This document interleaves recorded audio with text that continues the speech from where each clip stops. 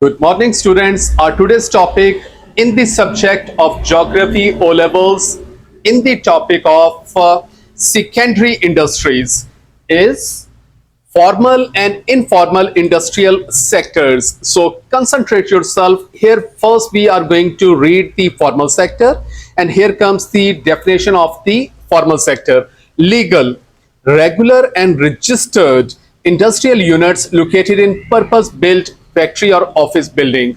So three important things are required for to be a formal sector. So that should be legal, regular, and is registered with the government, and also located in the purpose built factory or office building is called a formal sector. Capital intensive with few workers and more mechanized. So in this type of the sector, more machinery is required. More machinery is required for making and manufacturing and processing different kinds of the goods as compared to the labor. Regular working hours and well-defined wages. So these some more things are there. So well-defined wages and regular working hours, for example 9 to 5. So regular working hours and well-defined wages are there in the formal sector. Relatively guaranteed standard in quality of the goods. So the things which are manufactured in the formal sector are of a good standard and having a guaranteed standard in quality of the goods. Mostly male employees, but gradually increasing number of the females attract permanent residents of the cities. And institutional structure, so that behave like a well-defined institute. The next thing that we are going to read is the informal sector based on self-employment. So in this kind of the sector, normally the persons who work in this sector are self-employed. Say they work for themselves, for example, a mobile shop, for example, a school owner who work in the private sector. So based on the self-employment. Production activity is home-based in the form of the cottage industry or even in the streets. So these are small business in this sector. For example, the cottage industry. So the small businesses which work in their, the persons who work in their home or even in the streets are the businesses which are in the informal sector.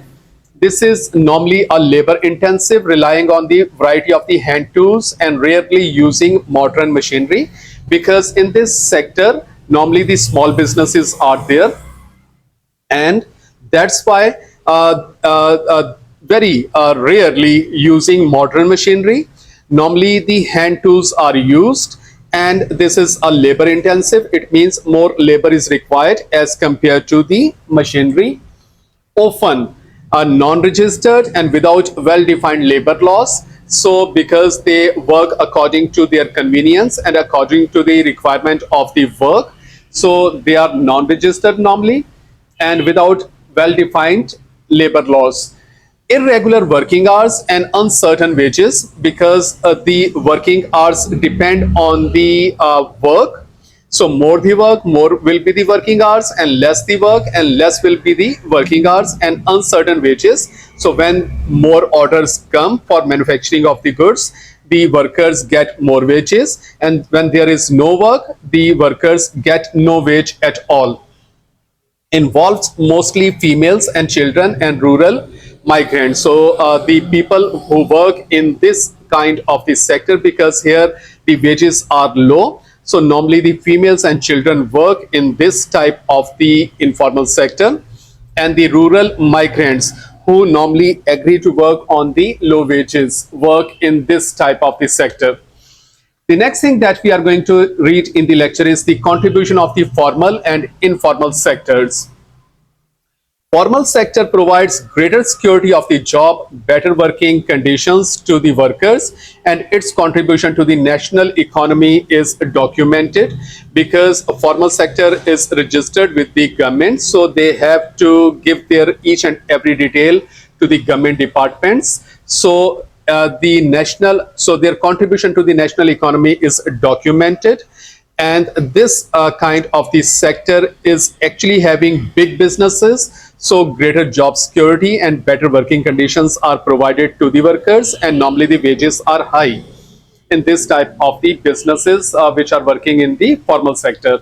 On the other hand, informal sector provides job opportunities to the increasing number of the unemployed workers. So because the jobs in the formal sector are few, so the main contribution of the informal sector is they provide a lot more jobs to the people who are unemployed. It also utilizes a large proportion of the women workforce, and the informal sector is providing jobs to many of the women. The next thing that we are going to read is the factors influencing the location and the development of the industries. So we are going to read the factors now. Number one is the natural factor.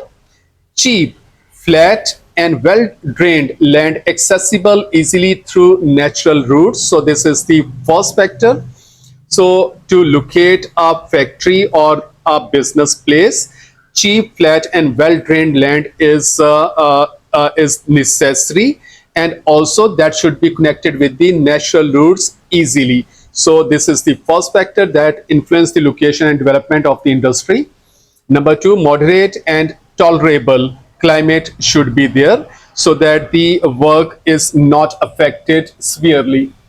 The next factor that influence the location of the industry is the human factor. So in human factor, some things are there which should be considered before locating the industry. Number one is the availability of the capital. There should be enough to develop the industry. This is the main requirement. Then labor, skilled and easily labor should be available. So whatever the requirement of the industry is, if the skilled labor is required, and there should be also easily available, the labor should be easily available. So that area should be preferred to locate the industry. Next thing is raw material. Sufficient raw material at affordable price, and the site of the raw material should be closer to the industry to save time and the cost of the transportation. So this is the third thing that is required, that where the industry should be located should be near to the site where the raw material is available at affordable and easily available, and so that to save the time and the cost of the transportation. The next thing that is required in the human factor is power, gas, and water supply. Power supply should be reliable, sustained, and efficient. So if these things are available at some site, that will be best suited for locating the industry. Industrial sites should be accessible to the market, port, or airport for quick movement of the raw materials and manufactured goods. So this is another very important point for the industry to be located. Support by the government.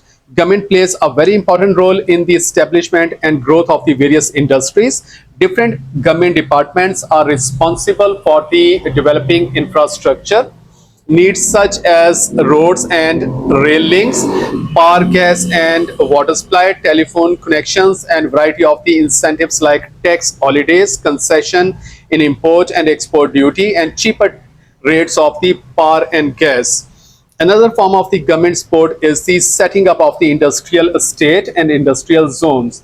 So where these things are available at affordable prices, and easily available, these sites will be preferred as to look for locating the industry. So I hope so this will be much more easier lecture now for you to understand. So read this lecture again, understand it, learn it, and make your notes. Thank you so much.